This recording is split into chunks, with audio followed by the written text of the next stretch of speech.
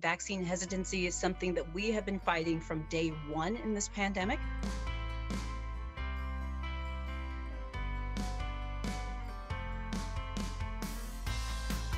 When it comes to vaccine hesitancy, there's three areas we look at. One is confidence, one is convenience, and one is complacency. So when we talk about confidence, we want to ask them, what is it that you're afraid about? Let's talk about the side effects. Let's talk about the efficacy.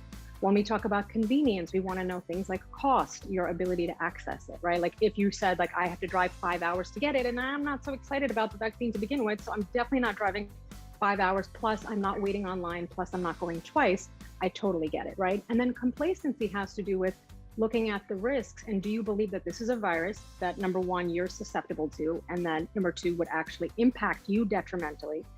So the threat is high, and if you don't think that the threat is high, you're gonna be like, never mind.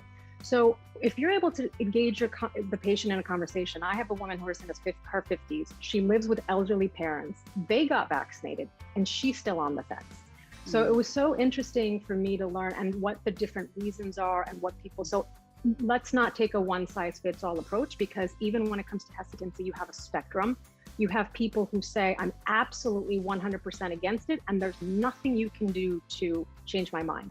And then there's some people who are like cautious, and they're like, given more information, I'm open to it. Normally as a psychiatrist, we don't do a lot of disclosure, but I tell my patients, I have gotten the vaccine and I'm only sharing with this to you in context, because here I am still, X amount of months later, still alive, still functioning, and able to do my job. So I think if we can share a little bit about ourselves, normalize the fear, validate the fear, but then give them real statistics and real information, and then tell them that I'm open to answering their questions, and keep it like an open dialogue, because I really do think that this is no different than when we're trying to motivate patients for change or openness or receptiveness to anything in their life.